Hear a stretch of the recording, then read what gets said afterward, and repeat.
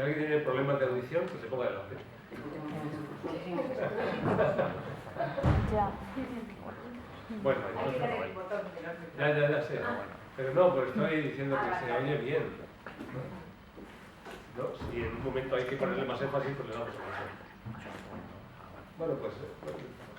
Bueno, pues me ha tocado a mí presentar a Juan Antonio. Primero voy a presentarme yo. Mi nombre es Aramaide Alusiza y hoy tengo el honor de estar con todos vosotros para daros las gracias por estar hoy aquí presentes en la conferencia que Juan Antonio Benedi nos va a dar sobre las emociones. Y quiero también dar las gracias a Juntas Generales de Vizcaya por la cesión que nos ha hecho de esta sala para poder tener este maravilloso encuentro. ¿Vale? Bueno, Juan Antonio Benedi es licenciado en Filosofía por la Universidad Complutense de Madrid, es doctor cum laude en... Espera un poco porque lo tengo aprendido y me voy a acordar, ¿no?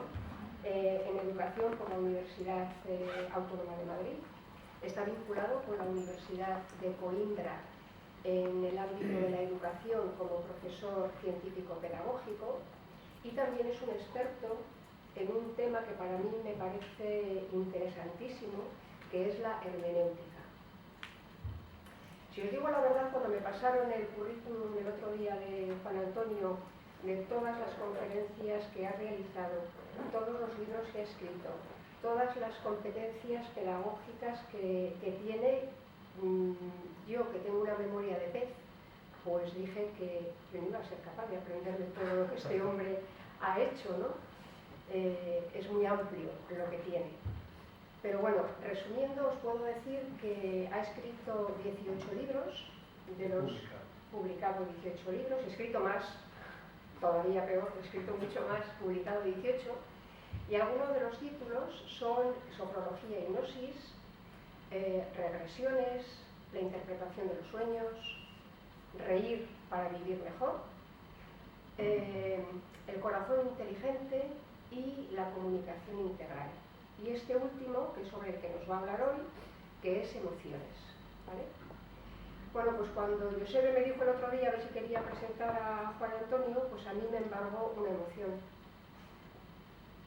la alegría, porque todo este mundo me apasiona, es como es una búsqueda personal, ¿no? Yo creo que las personas, además, que probablemente, quizás todos aquí hayamos pasado por situaciones un poco complicadas, es como una búsqueda hacia adentro de crecimiento personal, donde siempre nos encontramos con las emociones, ¿no?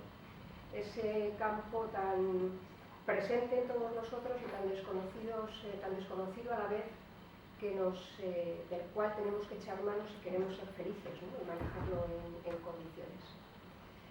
Bueno, pues la verdad es que poco más tengo que deciros de esta presentación. No habéis venido a escucharme a mí, habéis venido a escucharle a Juan Antonio. Creo que vamos a aprender muchísimo de lo que es este tema tan sumamente interesante, las emociones. Yo desde luego no me he traído libreta, pero aunque tengo memoria de pez, para esto seguro que lo tengo, ¿eh? Y nada, muchas gracias por estar aquí y seguro que luego a la salida pues tenemos un ratito para estar juntos, ¿vale? Muy bien. Bueno, ya que estás aquí, tendrás que decir. Bueno, yo me derecha a la derecha hago como un poco de florero, porque solamente en la izquierda hace como bonitos. Juan Antonio en medio es lo bonito. Nada, soy Elena y bueno, que os encanta y todo. Estoy encantada con Juan Antonio porque sabe muchísimo y ayuda. Y de eso se trata, ¿vale? De escucharle ahora. Bueno, con respecto... Muchas gracias a las dos. Un aplauso para ellas.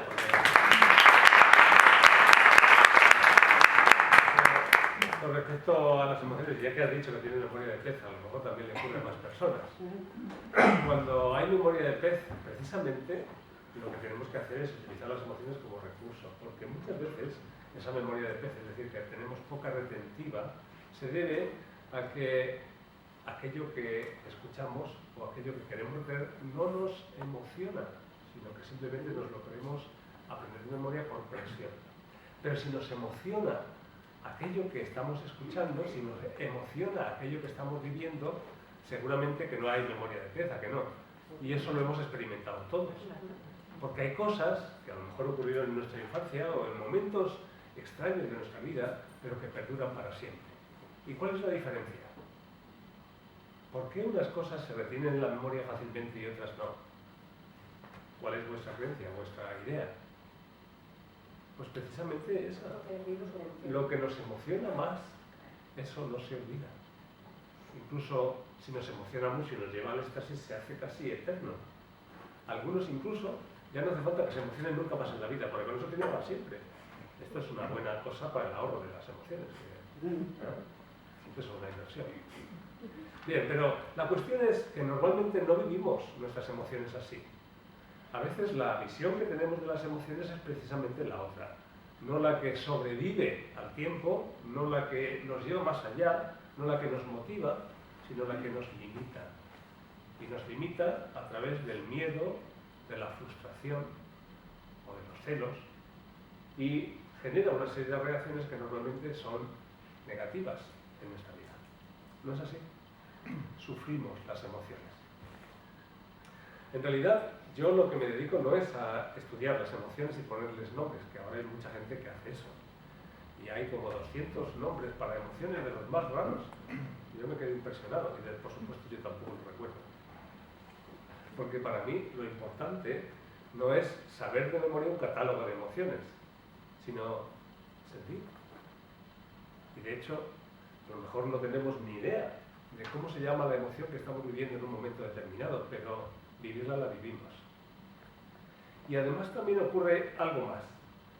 Cuando una emoción está en nuestra vida, si es negativa, queremos cambiarla, ¿sí o no? Bueno, hay masoquistas que prefieren sufrirla, porque para eso son masoquistas, y además si quieren entrar en el libro Guinness de los récords, ¿no? Pues tienen que sufrirla muchísimo. Pero las personas que no quieren entrar en el libro Guinness por sufrimiento, pues entonces siempre buscamos una forma de transformar esas emociones, de evitar el sufrimiento, de evitar la tristeza, de evitar la congoja, de evitar el miedo y convertirlo, a ser posible, en alegría, o por lo menos que nos dejen en paz, que algunos se conformarían ya con eso, aunque nos dejen en paz esas emociones negativas. ¿Y cómo se hace eso? ¿Alguien ha tenido éxito en esa gestión, en esa transformación, en esa alquimia? Transformándolas, aprendiendo a transformarlas. Eso es, sí, hay que transformarlas. ¿Y para transformarlas qué hacemos? ¿Nos tomamos una pastilla? Primero hay que reconocerlas, o aceptarlas, reconocerlas. De ver a frase en uno. Es posible, pero a veces las emociones más radicales que nos asustan, a veces no sabemos ni siquiera que las tenemos. Porque cuando las tenemos, cuando las podemos reconocer y cuando las podemos integrar, pues claro, es más fácil. No quiere decir que siempre sea fácil. Que incluso sabiendo que, por ejemplo, tenemos dolor, tristeza, una tristeza grande por la pérdida de un hijo que ha muerto, pues entonces sabemos lo que nos pasa, pero cambiarlo no es tan fácil. ¿Es así o no? Sí. Ahora bien, siempre hay personas a nuestro alrededor que nos quieren y nos dan consejos. Es muy difícil dar un consejo cuando alguien ha perdido a una persona a la que quiere mucho, sea un hijo, la pareja o incluso el trabajo, que en estos días también está de moda. Es muy difícil dar un consuelo, dar la palabra exacta en el momento oportuno para que tú puedas transformar esas emociones. Pero se puede hacer. Solo hay que conocer la forma adecuada. Lo que sí podemos concluir, yo creo que todos por nuestra propia experiencia, es que la razón, esas razones que pueden darnos con la mejor de las intenciones para poder cambiar nuestro estado emocional o con el deseo de que nosotros salgamos de ese agujero, la razón no nos sirve, porque la razón no nos consuela. Las razones podemos entenderlas, ¿no? Pues, bueno, tú has perdido a un familiar, pero ahora descansa, ahora ya no tienes el sufrimiento de la enfermedad, si ha sido por accidente, pues qué lástima, pero seguro que ahora ya está un lugar mejor cuando se tiene una creencia. Pero incluso eso, incluso teniendo una creencia religiosa, porque yo también he vivido eso. Yo perdí a mi padre cuando tenía 18 años. Yo tenía 18 años. Claro, él no tenía 18 años, como si no hubiera creado una paradoja en el tiempo, ¿no? Él tenía 44, bastante menos de lo que yo tengo ahora.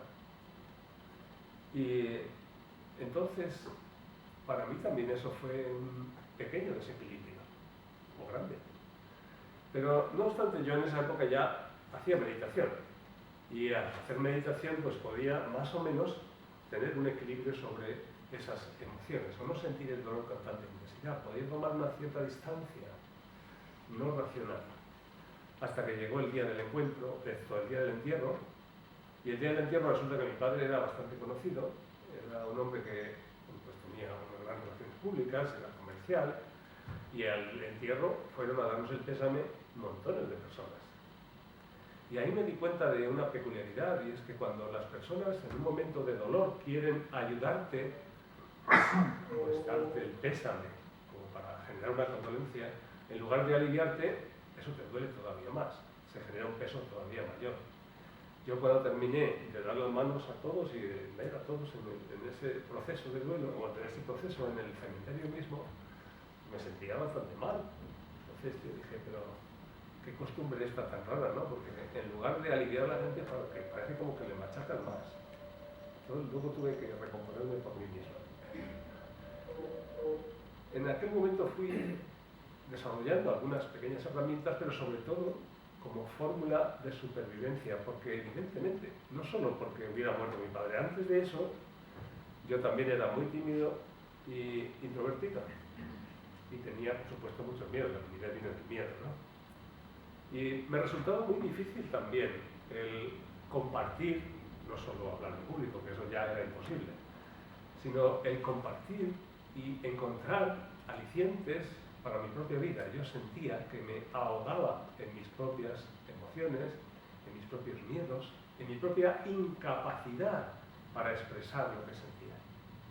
Esa era mi realidad. Y en ese momento lo que encontré es la meditación como una alternativa para respirar. No, todavía no sabía hablar, es decir, no podía expresar lo que sentía, pero la meditación sí me ayudaba, entonces buscaba soledad y yo me quitaba. En cualquier caso, podemos ver que las emociones, cuando es una situación de dolor, cuando es una pérdida, nos generan un impacto muy fuerte y racionalmente es casi imposible el controlarlas, superarlas o transformarlas. Por otra parte, las emociones tienen una gran capacidad para desestabilizar nuestro pensamiento mejor organizado.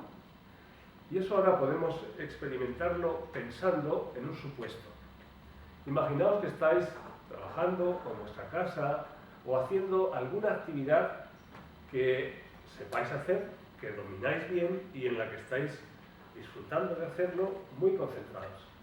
Y que cuando estáis haciendo eso, cada uno lo suyo, alguien viene y os trae una noticia. No preocuparos que no voy a hablar de más muertes, porque claro, no, os trae otra noticia y te pregunta, ¿tú no habías comprado el número 14.520 de la lotería? Pues acabo de oír en la radio que ha tocado el gordo. Así es que tienes como 50 millones de euros.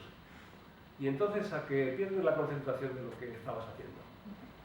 Porque esa alegría desbordante, bueno, a los que les gusta el dinero, porque hay gente que le toca la lotería y le da igual, ¿no? Le tocan 50 millones de euros y, bueno, no pasa nada. Pero seguramente esos no juegan a la lotería. Si tú has jugado a la lotería y te ha tocado un premio grande, esa emoción desbordante seguramente va a romper tu estructura de pensamiento. Incluso aunque seas un investigador, muy centrado en la ciencia, estás en tu laboratorio y estás haciendo algo muy importante, hasta ahí eso te descontrola, ¿sí o no? O alguien puede aportar alguna prueba en contrario. Porque esto es ciencia, no es un invento mío. Esto es observación de lo que nos pasa. Lo que nos pasa en la realidad, no es una cuestión de creencias. Alguien podría aguantar si le anuncian esto mismo, incluso aunque esté hablando por teléfono con otra persona, que ahora el teléfono es como lo sagrado, porque casi se abandona cualquier cosa cuando tenemos una llamada o tenemos que chatear, ¿no? Pero seguramente que si nos anuncian algo así, es posible que hasta se nos olvidara o le dijéramos a la persona en cuestión: mira, luego te llamo, que ahora es que no, ya no puedo hilar mis ideas. ¿Es así o no? Entonces, por una parte, las emociones tienen la capacidad de descontrolar nuestro pensamiento estructurado, nuestra capacidad de concentración, ya sea cuando son muy intensas, en sentido positivo o negativo, no solo las malas, también las buenas. Bueno, hay un refrán que es quizás un poco antiguo, pero yo creo que todavía se puede aplicar, ¿no? Que decían, no sé si aquí se usa, pero yo creo que también, ¿no? Decían que quien se enamora no lo nota, pero poco a poco se vuelve inquieta. Entonces, pues hay un descontrol, ¿no? Ya se te olvida de mirar si tienes dinero en el banco o no y tal, luego te casas y nadie mira esas cosas y te llevas una sorpresa, ¿no? Bien, hay una emoción desbordante, que también puede ser ese enamoramiento, que nos ciega, entre otras cosas, que nos hace, se convierte en un objetivo, una estructura de conducta, una forma de vida o momentánea, predominante y totalmente absorbente, en sentido positivo o negativo. Nos cuesta pensar de una forma bien organizada cuando estamos sometidos a una gran emoción. Por eso también, cuando estamos discutiendo, no es el momento de razonar. Aquí hay una peculiaridad entre los hombres y las mujeres. Porque las mujeres, cuando estáis discutiendo, yo es que a veces también he tenido estas cosas, tengo alguna experiencia, ¿no? Lo que queréis es razonar. Y a los hombres eso nos vuelve locos. Porque es muy difícil. Cuando una mujer se está enfadando contigo y te está diciendo cosas y tú intentas razonar, no hay manera, estás muerto. Yo suelo recomendar a los hombres que se hagan los muertos inmediatamente, porque no hay por dónde salir, nunca, nunca. Digas lo que digas, incluso con abogado presente, no hay salida, ¿no? Pero yo creo que también a las mujeres les pasa en otra forma, ¿no? ¿Sí o no? Las emociones nos descontrolan. Por eso, cuando hay un descontrol emocional, no es el momento de ponerse a arreglar nada, porque es el peor momento de todos. Lo único que conseguimos, incluso lo podemos ver en estos programas de televisión que ahora están tan de moda, lo único que ocurre en esos momentos, que hasta las personas más razonables y más sabias, en el descontrol, solo se monta un caos, donde se rompe toda posibilidad de acuerdo. Así es que lo más útil, si estáis enfadados, es que os comuniquéis por el teléfono, pero no hablando directamente, sino grabando el mensaje. Y así que el WhatsApp, por ejemplo, tiene esa utilidad, pues tú grabas el mensaje, el otro lo oye y así os va a ir dando tiempo. Se puede reconducir la discusión.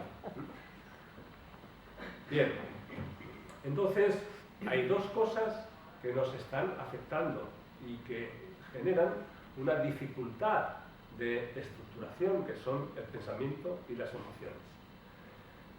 En la ciencia o en el mundo profesional esto se arregla de una forma muy fácil y todos hemos sido educados de una manera o de otra en esa idea, y es que como las emociones descontrolan la imagen profesional, la capacidad de concentración, la capacidad de análisis, entonces las emociones no existen.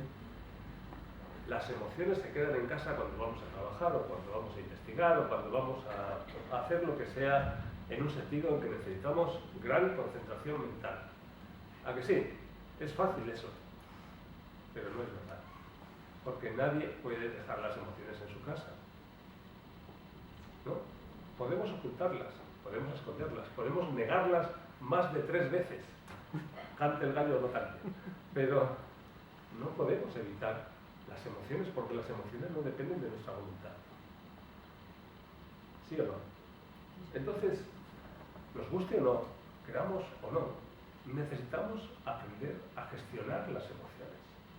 ¿No os parece? Por eso yo, ahora que está tan mal el trabajo y todas estas cosas, vi que tenía un hueco y dije, pues yo me dedico a gestionar emociones. Y buscar además resultados.